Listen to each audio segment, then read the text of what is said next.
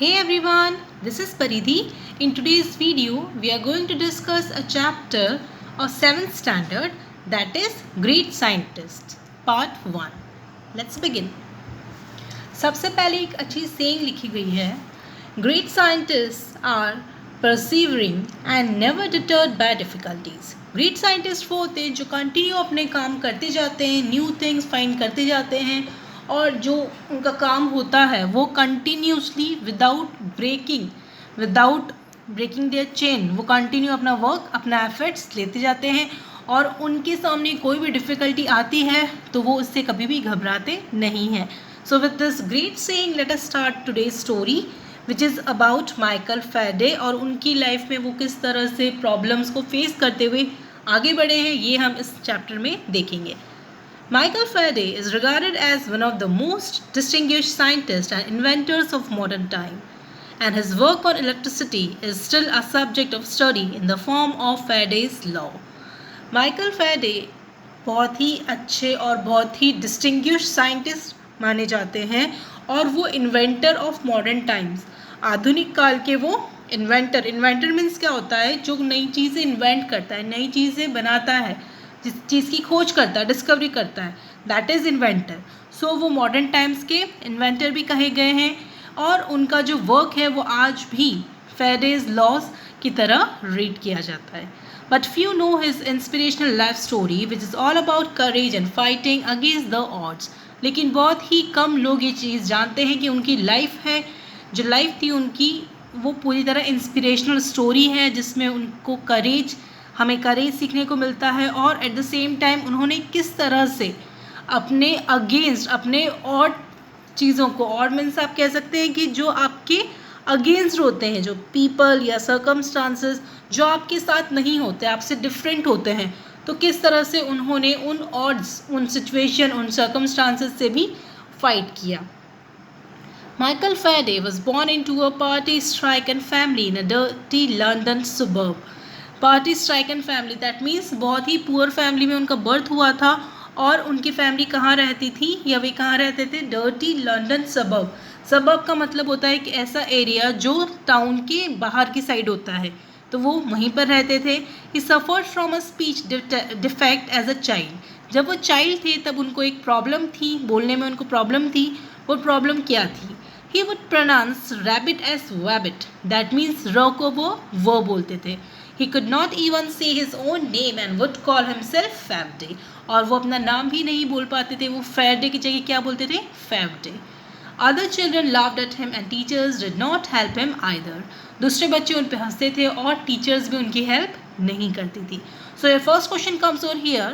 From which problem did Michael Faraday suffer in his childhood? From which problem did Michael Faraday suffer in his childhood?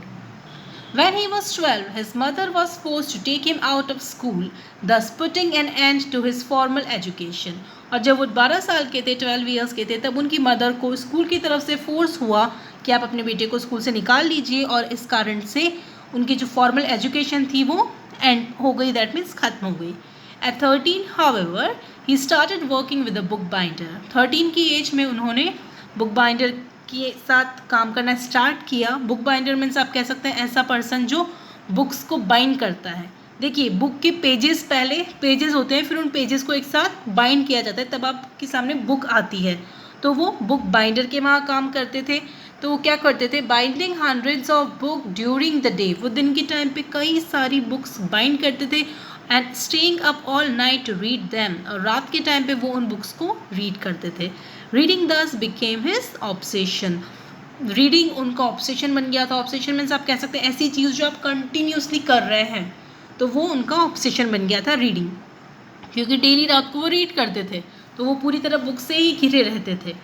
One day he came across a book on electricity which had been sent to his master for binding.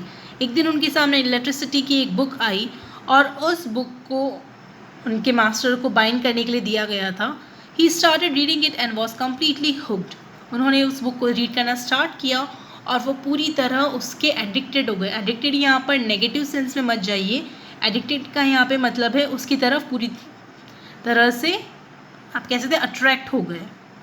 That was his first introduction to the subject of electricity, और वो पहला introduction था उनका electricity की तरफ, which soon became a life long fascination, और बहुत ही जल्दी उनकी लाइफ का वो एक ऐसा पॉइंट बन गया था, या एक ऐसी चीज़ बन गई थी जो उनके लिए अपनी लाइफ लॉन्ग अट्रैक्शन या अटेंशन के लिए वो टॉपिक हो गया था। दैट मीन्स इलेक्ट्रिसिटी उनके लिए बहुत ही इंपॉर्टेंट बन गई थी उस टाइम से। Faraday was still poor at 21 की एज में भी वो पुअर ही थे। Once a friend gave him a free ticket to a public lecture and demonstration by the renowned chemist Humphrey Davy at London's Royal Institution. एक दिन की बात है, उनके फ्रेंड ने उनको एक फ्री टिकट दिया, पब्लिक लेक्चर था, डेमोन्स्ट्रेशन था। रिनाउंड मीन्स फेमस केमिस्ट थे हम्फ्री डेवी, उनका लंदन रॉयल इंस्टीट्यूशन में एक लेक्चर था, तो उसका टिकट उनको दिया उनके फ्रेंड ने। Davy's work in chemicals and electrical lighting was the subject of conversation among the scientist of that age. Davy's work means David का जो वर्क था केमिकल से रिलेटेड या इलेक्ट्रिकल लाइटिंग से रिलेटेड, वो जो साइंटिस्ट थे उस टाइम के, उनके लिए एक बहुत ही इंपॉर्टेंट टॉपिक हुआ करता था डिस्कस करने के लिए। सो ये second question comes over here, what happened when Faraday was 13 years old? What happened when Faraday was 13 years old? 70 years later, across the Atlantic Ocean in the USA, the same work enabled Thomas Edison to produce the first consistent light bulb. और 70 years के बाद में जो Atlantic ocean को पार करके USA में same work जो पहले इन्होंने किया था, आप कह सकते हैं डेवी ने किया था, सेम वर्क बाद में थॉमस एडिसन ने भी किया था, वो भी 70 ईयर्स के बाद। और उन्होंने क्या किया था, इस वर्क को करते हुए उन्होंने first consistent light bulb produce किया था, ऐसा बल्ब जो अपनी क्वालिटी को चेंज नहीं करता और वो कंटिन्यूसली ब्लो हो रहा है और उसमें कुछ चेंजेस नहीं हो रहे हैं, ऐसा बल्ब उन्होंने प्रोड्यूस किया था। That day in 1812, Faraday was spellbound by Davy's lecture. और उस दिन फैराडे ने जब डेवी का लेक्चर सुना तब वो पूरी तरह अपना अटेंशन उनके प्रति मीन्स पूरी तरह वो अटेंटिव हो गए, पूरा अटेंशन डेवी के लेक्चर पे था उनका। He kept taking notes about the mysterious force of electric fluid, ये टॉपिक है मिस्टीरियस फोर्स इलेक्ट्रिक फ्लूड का, तो उस टॉपिक पर उन्होंने मीन्स अच्छे से कॉम्प्रिहेंसिव नोट्स लिखे। कॉम्प्रिहेंसिव मीन्स आप कह सकते हैं कि बहुत ही अच्छे नोट्स, हर डिटेल नोट्स उन्होंने लिखे। He was so engrossed in the lecture that he forgot to applaud with the rest of the crowd, और वो इतने ज़्यादा आप कह सकते हैं कि उस लेक्चर की तरफ इतने ज़्यादा उनका कंसंट्रेशन इतना था कि वो दूसरों के साथ क्लैप करना भूल ही गए। When he went back, his notes were so comprehensive that he bound them into a book, meaning to gift it to Davy someday. और उनके नोट्स जो इतने comprehensive means again I am telling you, comprehensive का मतलब है जिसमें हर चीज़ हर element present था, उसमें जो भी उन्होंने कहा था सब चीज़ें उन नोट्स में प्रेजेंट थी। तो उनने सोचा कि ये जो नोट्स मैंने आज बनाए हैं इसको मैं एक बुक में बाउंड करूँगा और वो बुक मैं किसी दिन डेवी को गिफ्ट करूँगा। Faraday decided that day that he didn't just want to sell books, he wanted to be a great scientist, good enough to write his own books. और उस दिन उन्होंने ये चीज़ डिसाइड की कि अब वो ना सिर्फ एक बुक सेलर बनेंगे लेकिन वो एक बहुत ही अच्छे साइंटिस्ट बनेंगे और इतने अच्छे कि वो अपनी बुक खुद लिख सकें। Davy became his role model, but there was a problem. Davy उनके रोल मॉडल बन गए। रोल मॉडल मीन्स जिसको आप फॉलो करना चाहते हो हमेशा, बट उनके साथ एक प्रॉब्लम थी। He did not have the social status, money और the education to pursue science. उनके साथ प्रॉब्लम क्या थी कि उनके पास ना सोशल स्टेटस था, सोशल स्टेटस मीन्स ना ही वो इतने फेमस थे कि कोई उनकी हेल्प करता है साइंस की तरफ वो आगे बढ़ सकें, ना उनके पास पैसे थे और ना ही उनके पास एजुकेशन थी जिससे वो साइंस फील्ड में अपने आप को कंटिन्यू कर सकें। Faraday thought it would be wonderful if Davy became his mentor, but Davy did not agree initially. Mentor का मतलब होता है एडवाइज़र।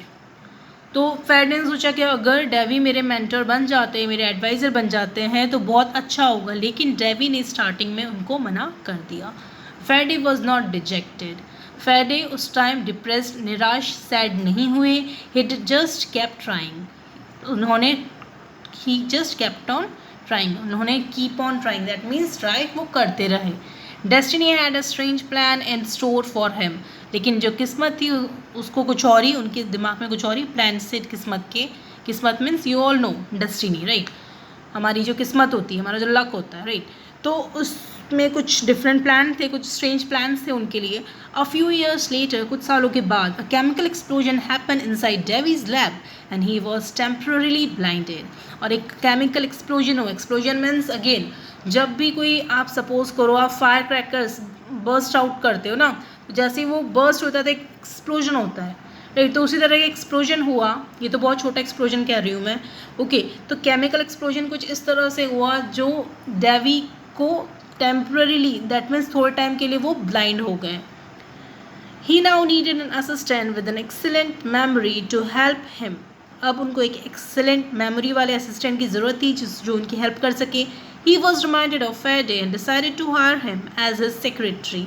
उनको फैराडे का ध्यान आया और उन्होंने डिसाइड किया कि अब वो फैराडे को अपना सेक्रेटरी की तरह रखेंगे, हायर करेंगे.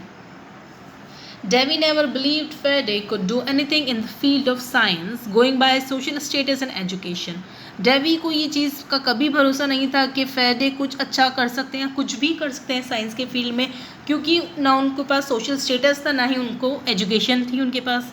He therefore dismissed Faraday's aspirations and advised him to stick to bookbinding. तो इसलिए उन्होंने कहा फैराडे को कि तुम्हारी जो इच्छाएं हैं साइंटिस्ट बनने की या साइंस के फील्ड में जाने की, उसको तुम छोड़ दो, उसको तुम रहने दो और इसकी जगह तुम बुक बाइंडिंग में ही लगे रहो.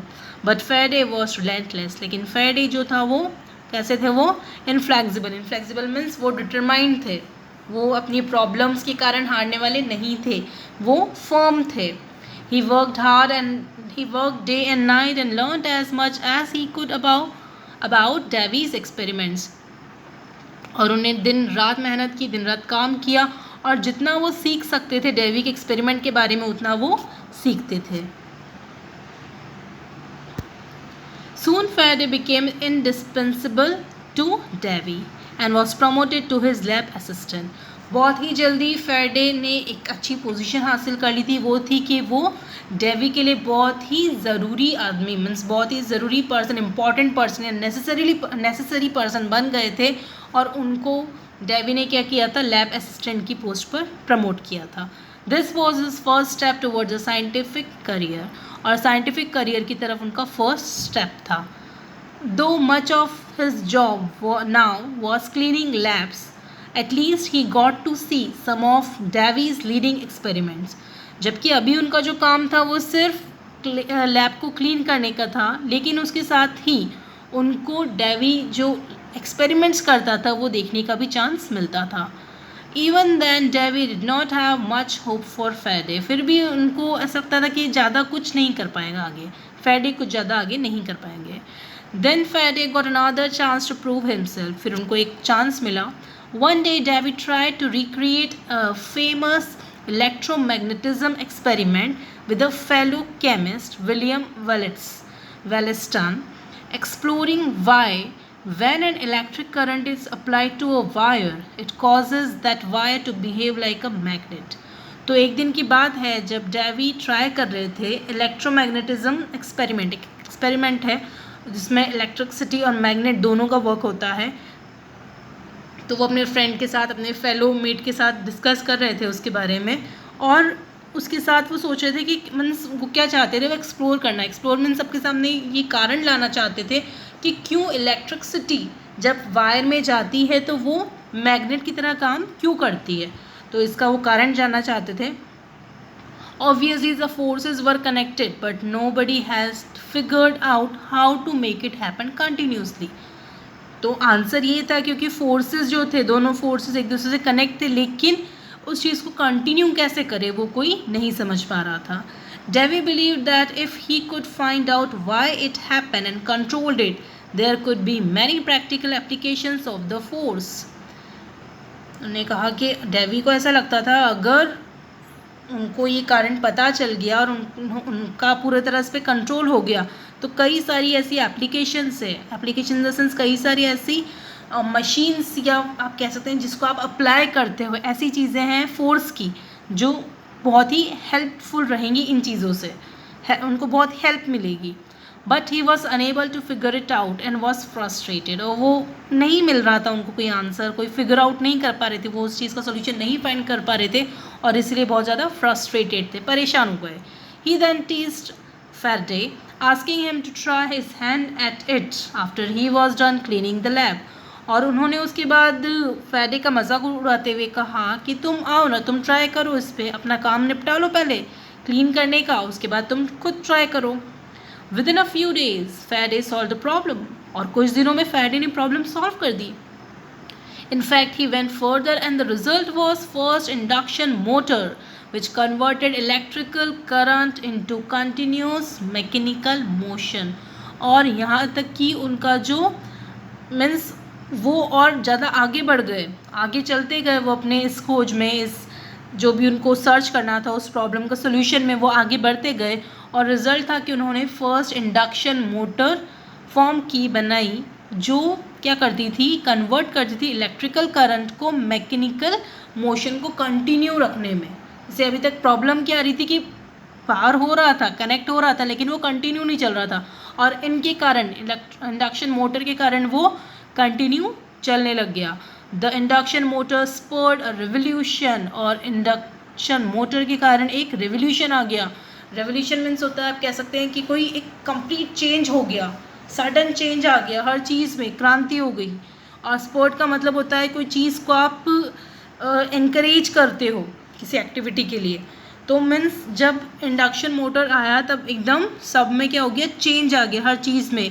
Then fans, air conditioning, swing machines, photographs, power tools, cars and even trains and aeroplane engines grew out of this simple device which was born out of mockery directed by Faraday.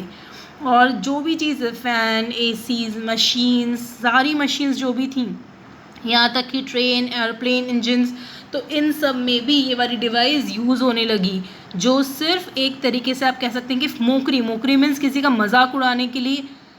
Obviously ना, Davy ने मजाक उड़ाने के लिए ही कहा था Faraday से, लेकिन फैराडे ने तो अलग ही काम करके दिखाया, राइट. तो वो फैराडे के थ्रू डायरेक्ट हुआ था, उनके थ्रू ये काम हुआ था. और मोकरी मीन्स किसी का मजाक उड़ाना, make fun of.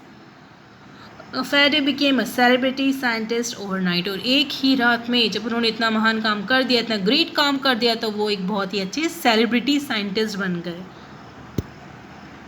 Nobody now cared about his social status or education. अब किसी को कोई फ़र्क नहीं पड़ रहा था कि वो किस स्टेटस से हैं या उनकी एजुकेशन है या नहीं.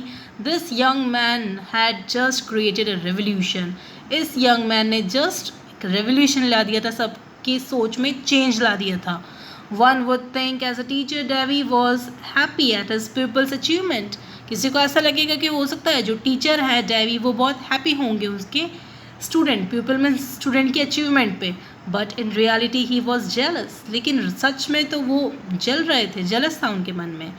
People started telling Davy that all his discoveries the best was Faraday himself. और पीपल मीन्स लोगों ने ये कहना शुरू कर दिया डेवी से कि अब तक की सबसे अच्छी डिस्कवरी में आपकी क्या है, फैराडे खुद है. मीन्स आपने फैराडे को इतना अच्छे से ट्रेन किया कि वो आज आपकी सबसे अच्छी डिस्कवरीज में से है.